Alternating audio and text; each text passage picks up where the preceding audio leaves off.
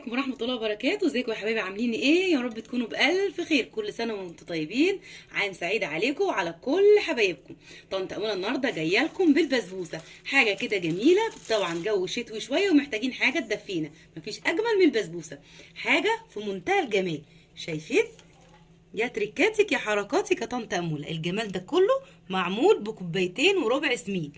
حاجة خطيرة خطيرة خطيرة. وحتة مع الحرف كده. شايفين صينية بسبوسة طرية وجميلة ومرملة. متعرفوش تعملوا الحاجات دي غير من عند طنط أمولة. يا تركاتك يا حركاتك يا طنط أمولة. شايفين مرملة ازاي؟ بصوا في الصينية، حاجة بجد وهم. تعالوا بقى نشوف مع بعض المقادير والطريقة. الحاجة الجميلة دي اتعملت ازاي؟ شايفين طرية من جوه ومرملة ومحرمشة كده وحمرا وجميلة من بره. تعالوا مع بعض نشوف المقادير والطريقة. يا حبايبي نشوف المقادير مع بعض. مقادير البسبوسة سهلة جدا وبسيطة. معايا ايه؟ معايا كوبايتين وربع سميد. والسميد يا حبايبي لازم يكون متوسط، يعني تجيبيه من عند العطار كده وتحاولي تلاقي ايه الحبيبات بتاعته، ما بتعملش بودره بيضاء في ايدك، ده لنجاح البسبوسه بتاعتي. كوبايتين وربع دقيق سميد، معايا نص كوبايه سكر، معايا نص كوبايه سمنه، معايا كوبايه الا ربع لبن دافي، معلقتين جوز هند، ومعايا عسل نحل او سيرب تقيل وهقول لكم هنعمل بيه ايه دلوقتي. ومعايا السيرب بتاعي او الشربات بتاعها عباره عن ايه؟ كوبايه سكر، انا عايزه السيرب بتاعها خفيف. كوبايه سكر عليها كوبايه ونص ميه. بسم الله الرحمن الرحيم. انا هحطه على النار قبل ما اعمل البسبوسه بتاعتي. زي ما انتم شايفين كده، كوبايه سكر هحطها على النار زي ما احنا شايفين. بسم الله الرحمن الرحيم. كوبايه سكر عليهم كوبايه ونص ميه. هنزل عليهم بمعلقه كبيره عسل، معلقه كبيره زبده او سمنه بلدي، بتفرق جدا في الطعم. وهعمل عليهم شويه فانيليا صغيره، بيدي طعم خطير. هسيبها زي ما هي كده، احاول اقلبها بس من النص كده تقليبه بسيطه. هسيبها على نار عاليه يا دوبك دقيقتين 3، وبعدين لما تغلي يا دوبك 5 دقايق واطفي عليه. انا مش عايزاه يعقد، مش عايزاه يعني يبقى تقيل، انا عايزه لبن سيرب البسبوسه بتاعي يكون خفيف خالص زي الميه، يعني 5 دقايق بالظبط وهطفي عليه. ما حطيناش ليمون يا بنات عشان ما يعقدش، انا عايزاه خفيف. تعالوا بقى نرجع مع بعض نشوف البسبوسه بتعمل ازاي. هقول بسم الله الرحمن الرحيم. نمسك كده المكونات بتاعتنا، طبق فاضي الاول كده خالص، وهنزل بيه في ايه؟ بسم الله الرحمن الرحيم. باللبن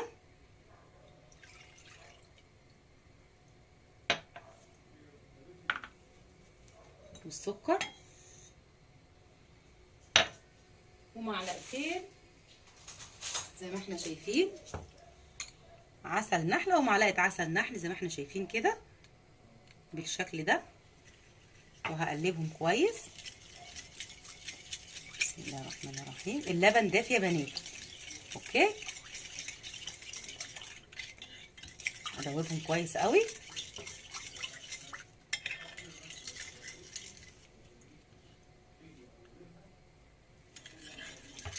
طيب هنعمل ايه دلوقتي؟ نجيب بقى الطبق التاني اللي احنا حاطين فيه كوبايتين وربع سميد، هنزل عليهم بمعلقتين كبار جوز هند. لو مش عايزاه بجوز هند تمام برضو تستغني عنه. وهنزل نص كوبايه سمنه، طبعا بلدي زبده اللي عندك متوفر او عاديه خالص برضو، بس هي بتفرق في الطعم شويه. وهقلبهم كده مع بعض. بسم الله الرحمن الرحيم. احاول اقلب كويس لحد ما السمنه تشرب، السميد يشرب السمنه كويس قوي بالشكل ده كده.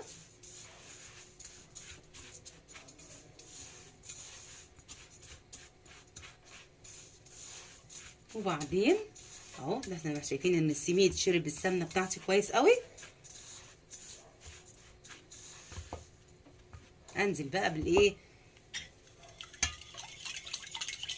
الخليط ده زي ما احنا شايفين يا حبايبي. بقى انزل بالخليط ده كده حبه حبه كده بالراحه ونقلب، ما نقلبش فيها كتير. البسبوسه من الحاجات اللي ما بنحبش ان احنا نقلب كتير ويدخل لها هوا.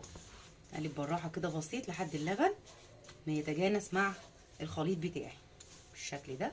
بسم الله. شايفين يا حبايبي؟ حطيت اللبن وقعدت اقلب بالشكل ده كده لغايه ما كله اختلط ببعضه بالشكل ده. مش هقلب فيها كتير. معايا بقى الصينيه بتاعتي، هقول بسم الله. هدهنها سمنه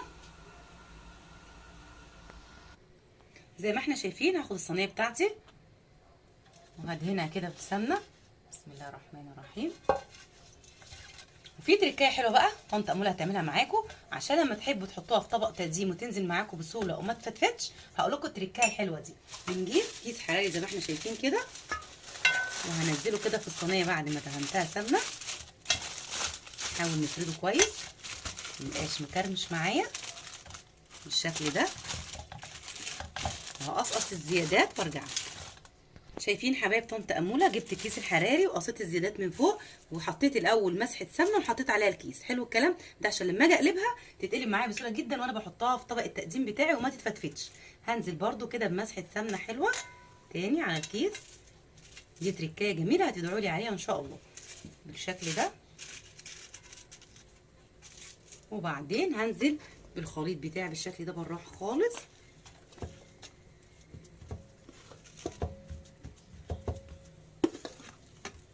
وهفردها كويس. بسم الله الرحمن الرحيم.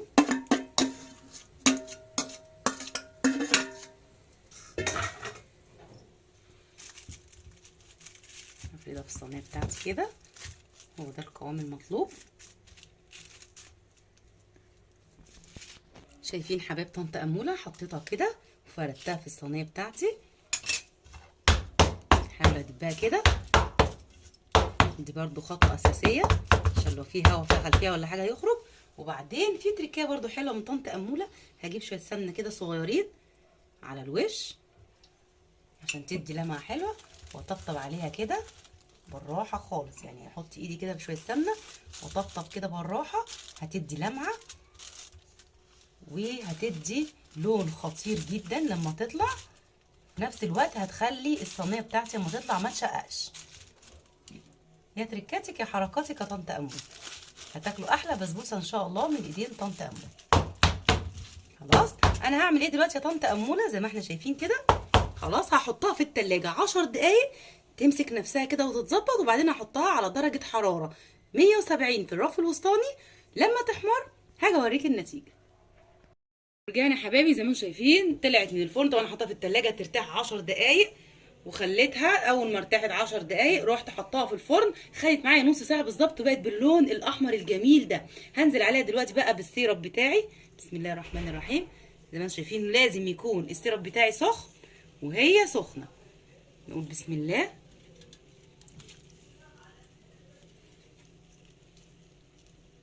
شايفين السيرب خفيف ازاي؟ انا عايزاه بالشكل ده.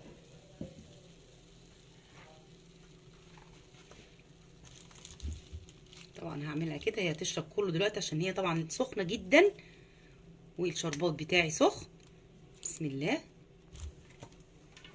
طيب هنعمل ايه دلوقتي يا طنط اموله؟ اول ما السيرب بتاعي يتشرب هروح نازله. طبعا انت ممكن تحطي سوداني، ممكن تحطي مكسرات اللي تعجبك. السيرب بتاعي هيتشرب زي ما احنا شايفين كده، وهغطيها شويه قد نص ساعه عشان ما تنشفش معايا من فوق، تبقى طريه وجميله. وفي نفس الوقت هعرف اقلبها معاكم بطبق التقديم. نص ساعه كده وارجع لكم. ورجعنا حبايبي زي ما انتم شايفين انا سبتها كده بتاع نص ساعه.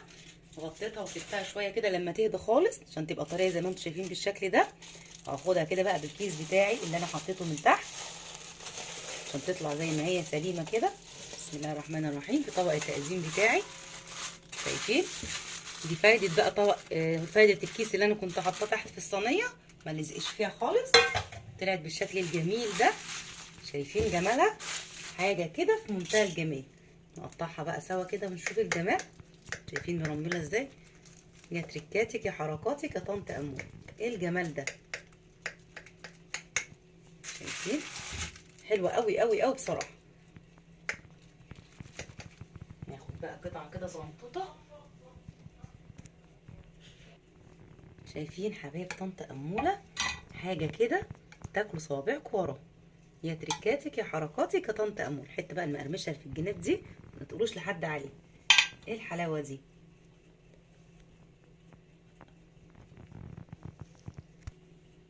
شايفين طلعت بالنتيجه الجميله دي. يا تركاتك يا حركاتك يا طنط امول. شايفين مرمله ازاي من جوه، طريه وجميله حاجه وهم. اعملوها بقى بنفس الطريقه دي وقولوا رايكم في الكومنتات. ما تنسوش طنط اموله باللايك والشير والسبسكرايب وفعلوا الجرس عشان يوصلكم طنط اموله كل جديد. والسلام عليكم ورحمه الله وبركاته.